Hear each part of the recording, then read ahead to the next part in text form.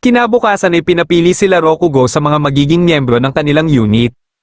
Nang tiningnan ni Alice ang resume ng mga mandirigma ay may napili siyang dalawa. Isa sa mga ito ay si Rose na isang artificial combat chimera na may kakayahan na ma-absorb ang kapangyarihan ng mga kinakain nito. Ito ang dahilan kaya nagkaroon din siya ng buntot at sungay. Ang pangalawa naman ay si Grim na isang wizard at ang tinataglay niya umanong kapangyarihan ay mula sa God of Undeath and Disaster na si Great Zenareth. Para sa una nilang misyon ay tinambangan nila ang mga demon na nagdadala ng mga supplies. Matapos nilang mailigpit ang mga ito ay biglang dumating dito ang isa sa Demon Lord's Elite Four na si Hyena.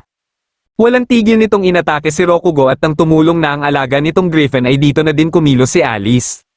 Ngunit dumating din dito ang isa ding Demon Lord's Elite Four na si Godolkend. Sakto namang kagigising lang ni Grim at ito kagad ang inatake ni Godolkend. Dahil dito ay nawalan na ng gana si Hyena at umalis na lang siya dito. Kagad na nilapitan nila Rokugo si Grim at sinusubukan naman nila Rose at Snow na labanan si Godolkend. Hanggang sa dumating dito ang alagad ni Godolkend para pabalikin na siya. Inakala naman ni Rokugo na patay na si Grim kaya sinabihan siya nila Snow na hindi umano masasawi si Grim ng ganun-ganun lang. Kailangan lang nila itong dalhin sa templo at muli na itong mabubuhay pagsapit ng gabi. Nang madala na nila ito sa templo ay nagpasya sila Snow na bumalik na at gayon din si Alice dahil lilinisan pa umano niya ang kanyang baril. Habang si Rokugo naman ay nagpasya na magpaiwan dito. Makalipas ang ilang oras ay muling ang nabuhay si Grim. Akala nito ay paparusahan siya ni Rokugo dahil hindi siya nagamit kanina. Iniisip lang pala ni Rokugo na baka malungkot siya kung magising siya na nag-iisahan lang siya. Kinabukasan ng umaga ay nagulat ang hari at mga opisyal nang malaman nila na umatras ang hukbo ng mga demons. Biglang pumasok dito si Rokugo para ipagmayabang sa mga ito na dahil umano sa kanilang unit kaya umatras ang mga demons. Hindi naman nagustuhan ng army strategist ang inaasal niya kaya ipinamukha niya tuloy dito kung gaano kawalang silbi ang mga estratehiya nito. Pinasalamatan siya ni Tiles at ng hari sa ginawa nila at sa ngayon ay maghihintay na lang sila sa Chosen One. Isang patunay para matukoy ang Chosen One ay sa crest na lilito sa kamay nito. Kagad na tinanggal ni Rokugo ang kanyang gloves para ipakita sa lahat na siya ang Chosen One. Nakita niya umano ito kanina pagkagising niya at hindi niya alam na senyales pala ito na isa na siyang hero.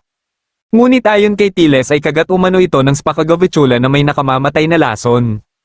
Nilinaw naman ni Tiles sa kanya na alam na umano nila kung sino ang Chosen One at ito ay ang kapatid nito o ang prinsipe. Pagsapit ng hapon habang nagpapahinga sila Rokugo at Alice sa kanilang silid ay dumating dito si Snow para ipaalam kay Rokugo na magkakaroon umano sila ng pagpupulong. Tungkol ito sa pagkatalo ng hukbo na pinamumunuan ng Chosen One sa Duster Tower. Tinalo sila ng demon na si Rista at Hill pero buti na lang ay hindi gaanong napuruhan ang Chosen One. Kailangan nilang masakop ang tore dahil andito ang treasure na kinakailangan ng Chosen One para talunin ang Demon Lord. Dahil hindi na nila mahihintay pa ang paggaling ng Chosen One ay kailangan na nilang atakihin ang tore. Nang tinanong ng general ang kanilang strategist ay itinuro lang nito si Rokugo. Kaya sinabi ni Rokugo na sasakupin muna nila ang unang palapag at gagawa sila ng apoy sa gitna. Bagamat epektibo ito sa tingin ng karamihan ay hindi pa din nila tinanggap ang plano ni Rokugo. Dahil dito ay mas pinili na lang nila na atakihin ang tore ng buo nilang hukbo habang ang unit nila Rokugo naman ay nagre-relax lang sa gilid. Plano ni Rokugo na kung hindi pa din magtagumpay ang mga ito hanggang sa magising si Grim ay dito na sila aaksyon. Hindi naman sang-ayon si Snow sa kanyang pinaplano kaya tumulong ito sa pakikipaglaban. Pero nang magdidilim na ay bumalik ito sa kinaroroonan nila Rokugo. Dahil gising na si Grim ay dito na sila nagsimulang kumilos. Plano nila na magtungo sa tuktok ng tore kung saan naroroon sila Rista at Hill pero hindi sila sa loob dadaan.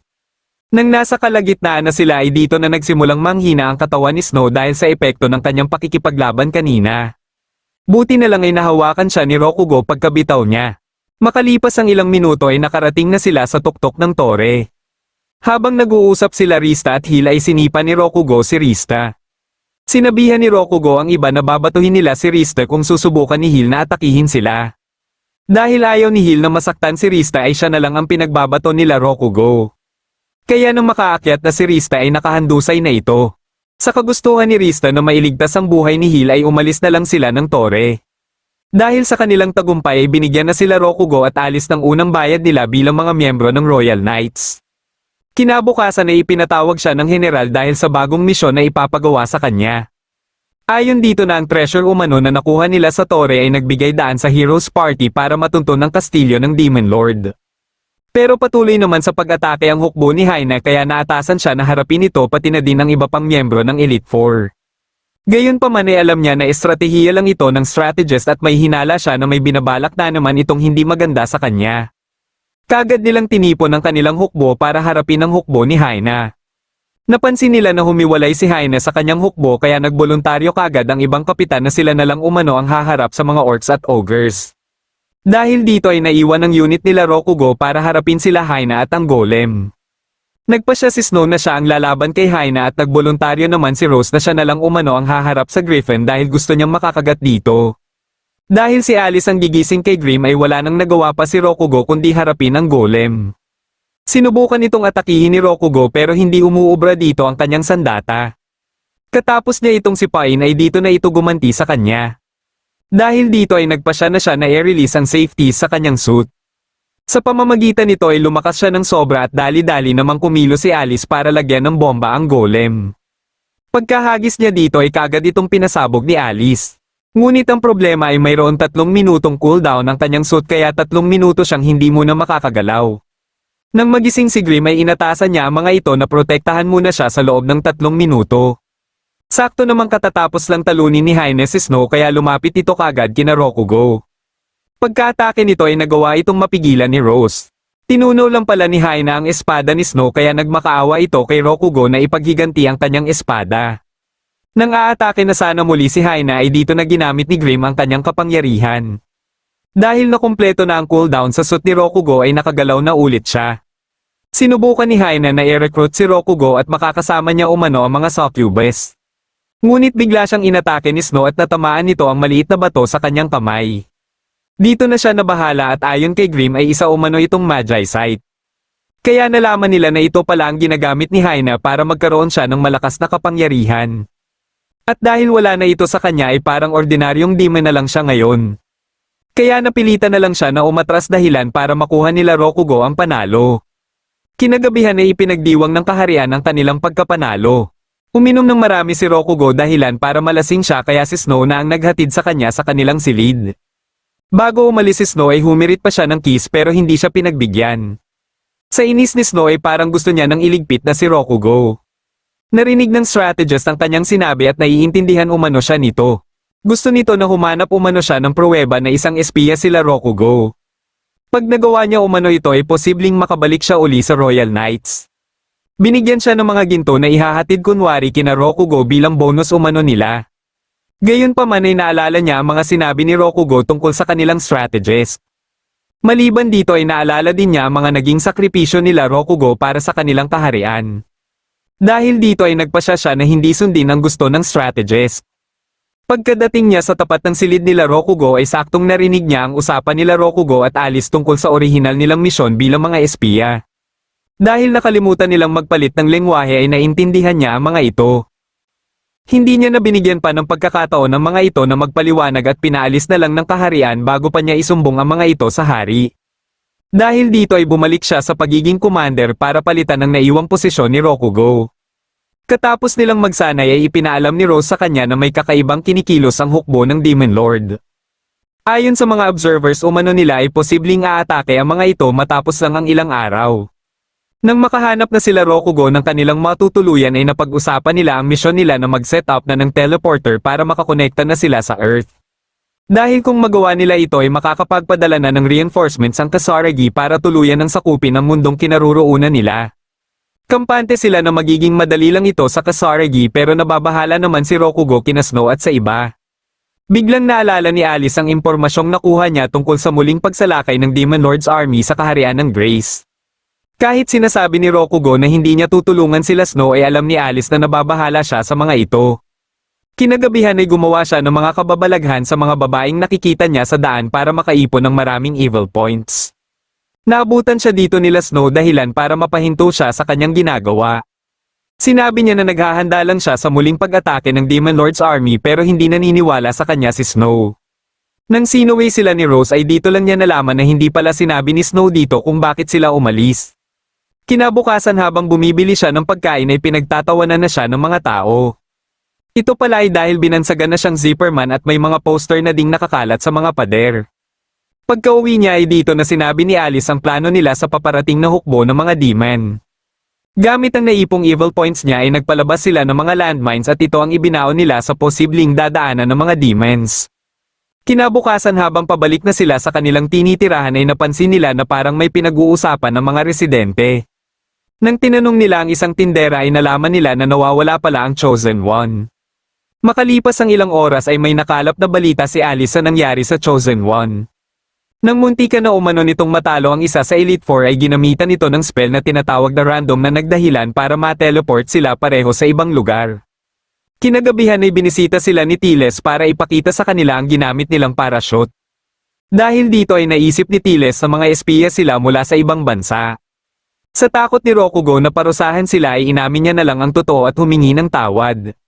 Buti na lang ay wala palang balak si Tiles na ipaaresto sila at sa halip ay may hinihingi lang itong pabor sa kanila.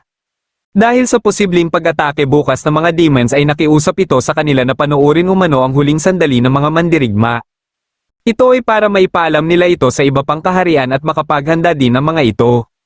Pumayag sila sa pakiusap ni Tiles kaya sumama sila pabalik ng kaharian. Nakita sila dito nila Snow kaya inasar na naman ni Rokugo si Snow. Kinabukasan ng umaga ay nagsimula ng kumilos ang Demon Lord's Army na pinamumunuan ni Haina. Andito din si Godolphin dahil nababahala si Haina na baka matalo na naman siya ni Rokugo. Ilang sandali lang ay isa-isa nang nabiktima ng mga landmines ang mga golem. Sa di kalayuan ay nakita ni Haina ang kanyang Magi Sight kaya kaagad niya itong nilapitan. Sinubukan niyang tawagin si Rokugo sa pag-aakalang nagtatago lang ito. Nang walang lumitaw na Rokugo ay dito niya nakinuha ang kanyang Magi Sight. Makalipas ang ilang oras ay dumating na sa kaharian ng Demon Lord's Army pero puno na ng pasa si Haina. Pagkapasok ng mga ito sa kaharian ay kaagad na hinanap ni Haina si Rokugo pero sila Snow ang sumalubong sa kanya. Ginamit ni Grim ang kanyang kapangyarihan para mapahinto ang mga golem. Dahil dito ay pinunterya siya ni Haina pero buti na lang ay napigilan ito ni Rose. Pagkadating dito ni Godolphin ay naglaban silang dalawa ni Rose. Sinubukan ni Snow na tulungan si Rose pero sinabihan siya nila Grim na puntahan si Tiles para itakas ito. Kagad siyang kumilos at pagkapasok niya ng palasyo ay saktong palabas na din sila Rokugo bitbit na si Tiles.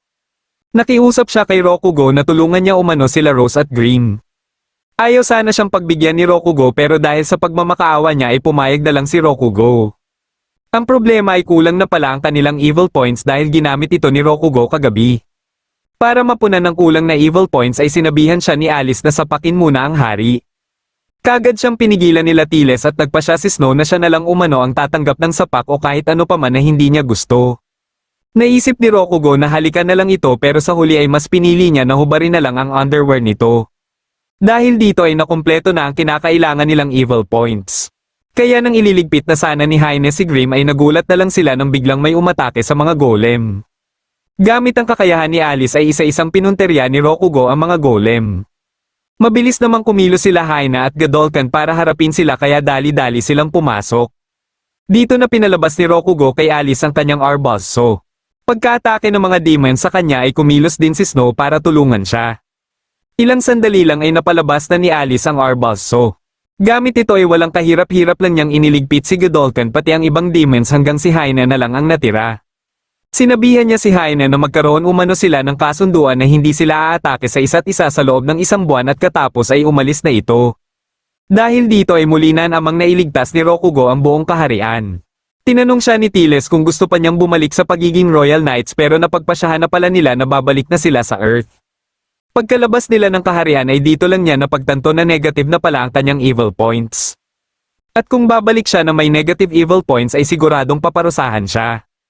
Kaya minabuti nila na manatili muna dito hanggang sa makaipon ulit siya ng evil points. Makalipas ang ilang araw ay nagkaroon na sila ng koneksyon sa Earth. Hiniling ni Rokugo kay Astaroth na magpadala na ang mga ito ng reinforcements. Pinagbigyan naman siya kagad sa kanyang hiling at ang ipinadala nila Astaroth ay si Tigerman. Nagsanay silang dalawa at ginamit niya ang espada ni Snow. Ngunit matapos itong matamaan ni Tigerman ay kagad itong naputol. Pagkadating dito ni Snow para bawiin ang espada nito na inutang lang pala ay nagsinungaling siya na umalis umano ito para maglakbay. Pero dumating na ito at dahil nakipaglaban ito sa Demon Lord ay nagdahilan ito ng kanyang pagkasira.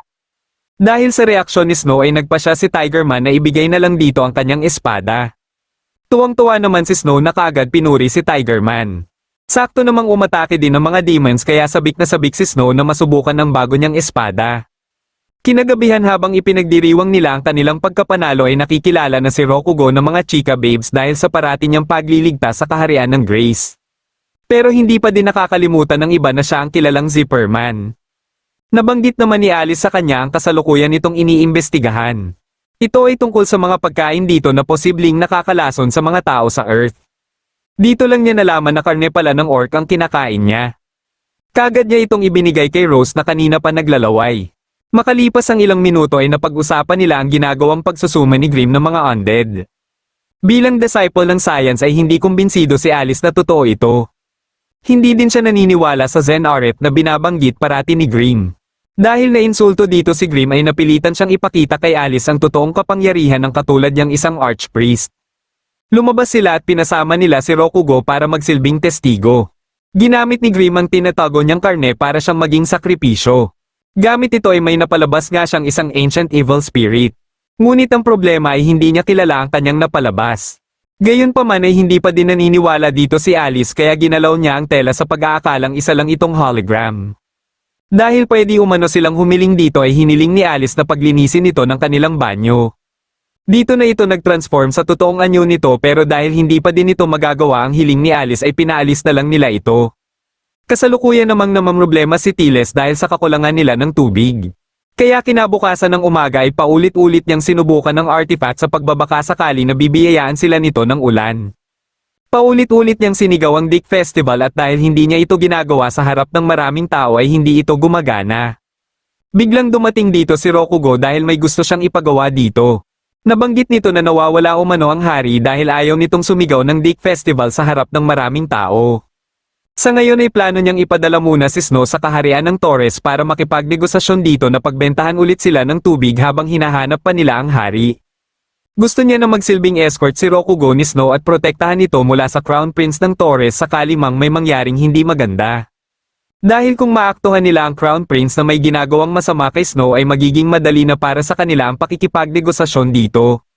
Kagad silang bumiyahe para tumungo ng Torres at isinama na din nila sila Rose at Grimm. Pagkadating nila dito ay nagsagawa ng salo-salo ang kaharian para salubungin sila. Ilang sandali lang ay dumating na dito ang Crown Prince ng Torres na si Engel. Kagad itong nilapitan ni Snow para subukan na akitin ito. Umalis muna dito sila Rokugo dahil may nadiskubre si Alice habang nililibot niya umano kanina ang palasyo at nagkukunwaring nawawala. Isa itong kapsula at ang hinala nila ay baka may nililikha ang Torres na homunculus o clone dito. Biglang dumating dito ang isang batang demon para pagbawalan sila na hawakan ng kapsula. Nang magpakilala si Rokugo dito ay nakilala siya kaagad nito dahil isa pala ito sa Demon Lords Elite 4 na nagngangalang Russell.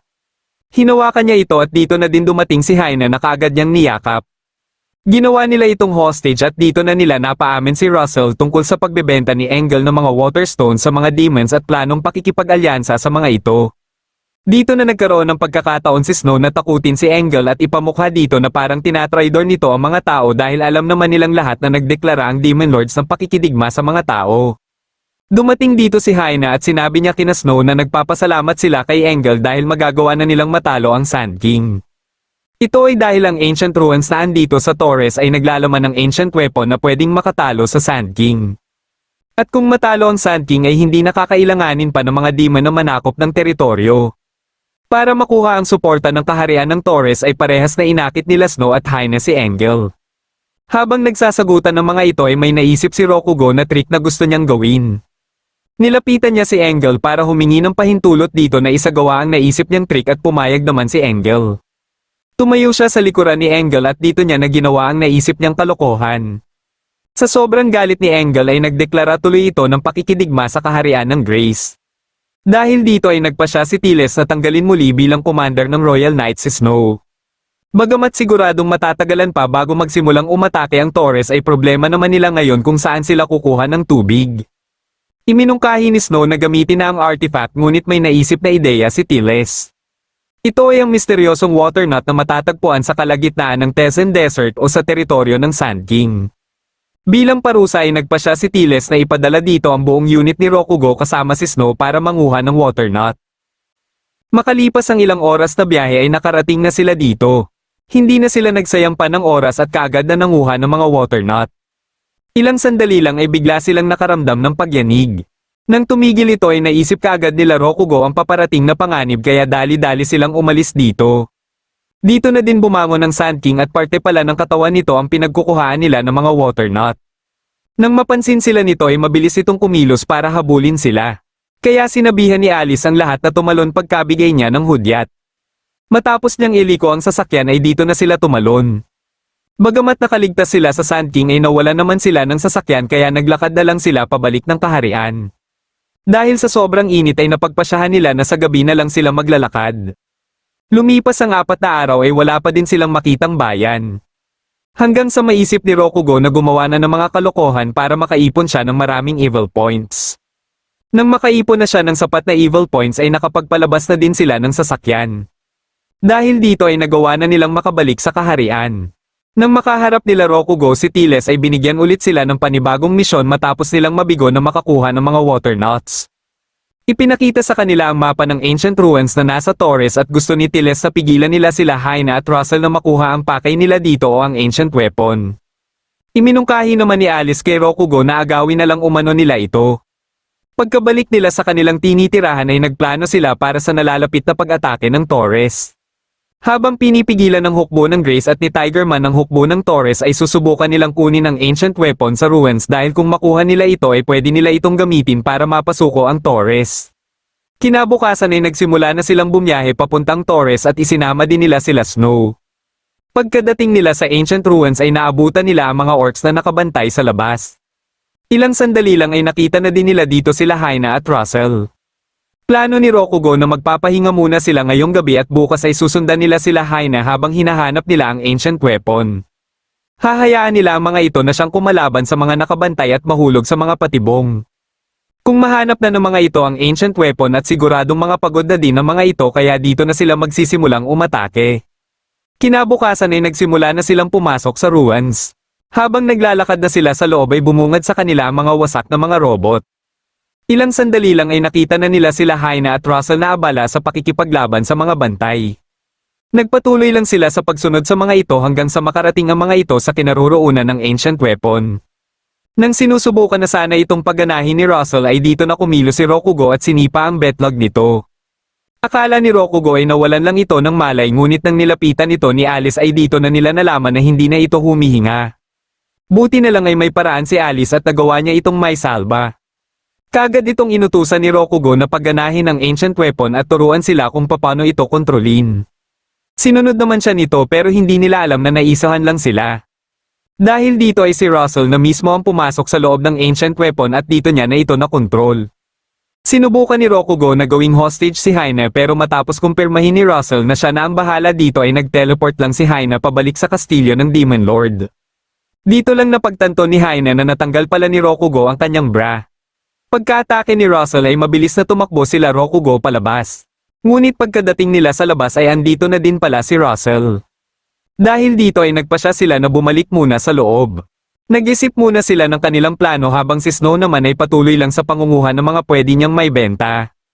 Ilang sandali lang ay nagboluntaryo si Rose na susubukan niya umanong kausapin si Russell dahil parang magkauri lang sila.